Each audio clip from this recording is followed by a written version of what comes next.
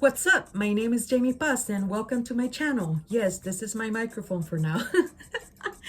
It's a beautiful reminder actually of part of my childhood in Guatemala where we were so connected with nature. These were our toys, and I feel like in urban environments we're more and more disconnected from nature, and it's truly affecting our mental health.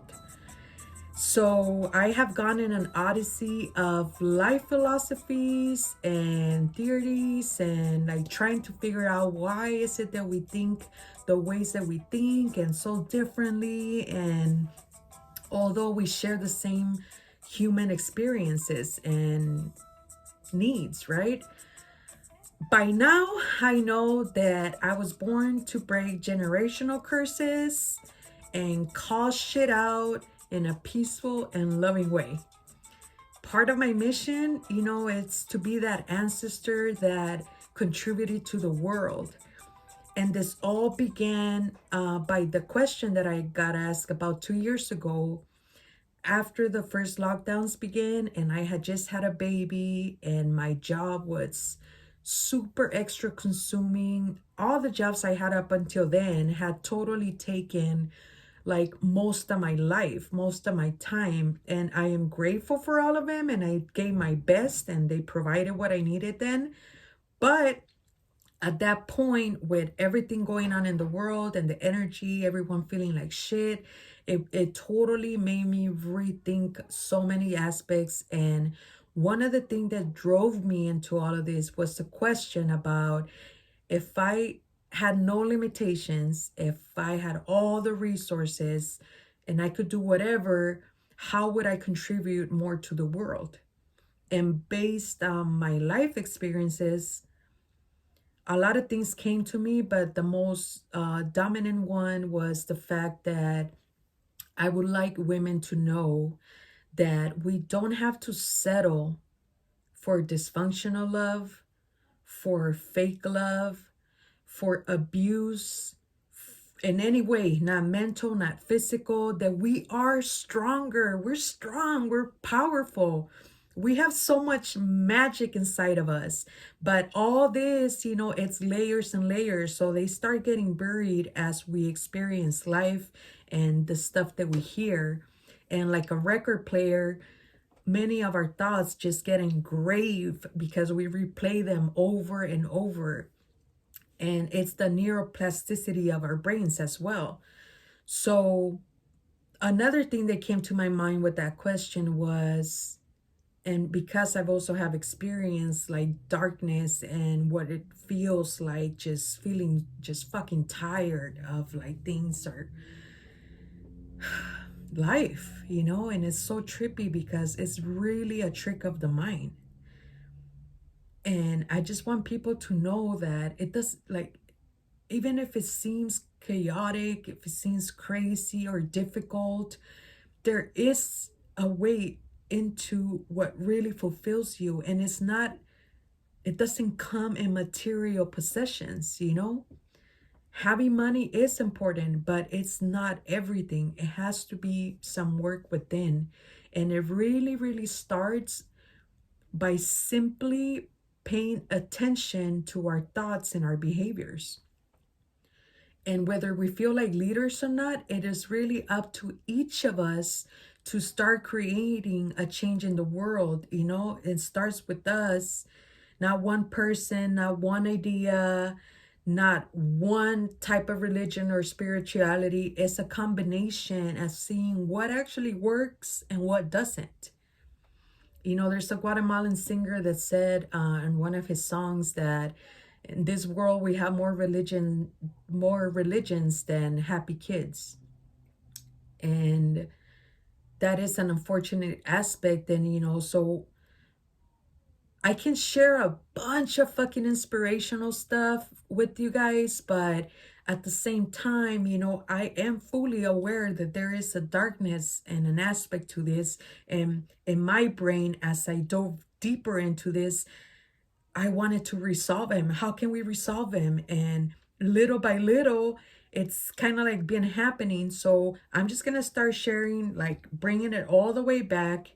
And I want you to be aware that there's an overload of information right now. Like tech could be beneficial, but if you let it run you, because ultimately there is big corporations that in one way or another are manipulating through psychology the way that we consume stuff.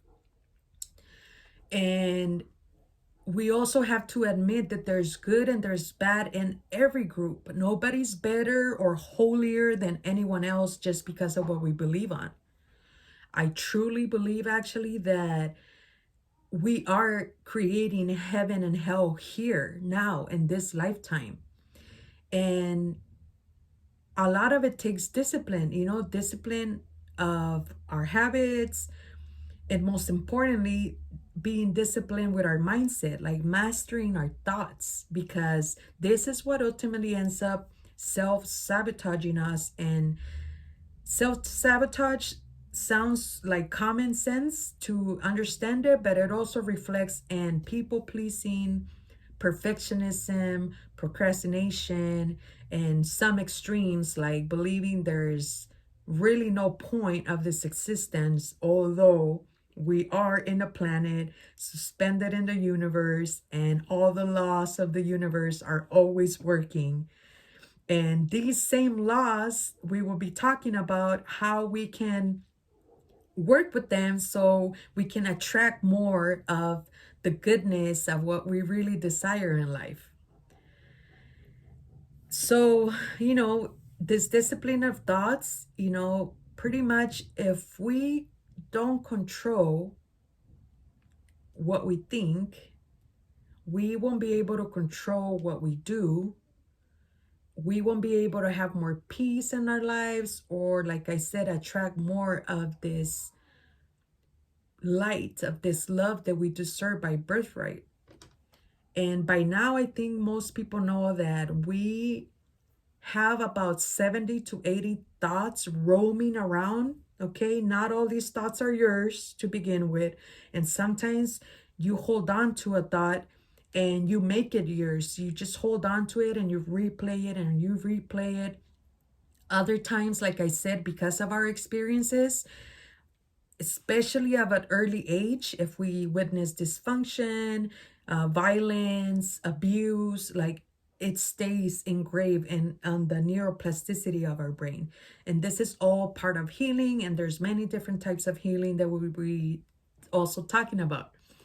So most of these thoughts too are on autopilot. It's like sometimes you get to a destination driving and you're like, how the fuck did I get here? Because we can't really stop and think about every single little thing. And the brain does this other little funny and annoying thing where like it takes the same thoughts, about 90% of them actually, from one day to another. So you're kind of like replaying your thoughts, especially if you're doing the same exact thing and you're not spending any time like reading a new book, learning about how can I control my anxiety, how can I control my stress, how can I do this, how can I do that. I want to learn a new skill. Just growing, that's part of our growth. If we stop growing in this way and we stay in the same place, we are going to become miserable because we're not expanding our consciousness. So test it out. See what actually you've been thinking about, what you actually hold on to. And besides observing these thoughts, like are these thoughts revolving around past experiences, painful experiences? Are they worries about the future? Are they worries about everything that's going on? Because fear, it's also part of the psychology that the news, for example, use. And I hope you're not relying on all the mainstream news or even watching them on a daily basis as a habit, because many rules have changed. In the 80s, they changed it to where like it wasn't required by law by them to present the two versions of the story. And around 1996, I believe, they reversed the fact that not one company can own many different outlets like newspaper, radio, TV, internet outlets, you know, and so the big corporations actually ended up buying. So that's what you see, like whatever the fuck profits them, that's what you're gonna see. And the more you're engaged, social media, for example, works also psychologically where you feel even dependent on it. And so they feed you whatever you're searching for over and over. So you're replaying this shit in your head over and over. And are politics like worth you fighting with your own family member? Patriotism, like if you can love someone else over like you trying to be a patriot, like it's pretty ignorant at the end. That's what it is. And it's not to offend anyone, but that is just a fact, you know? So another thing that you can do is focus on your breath and pausing before reacting, before, you know, making a decision that you might regret.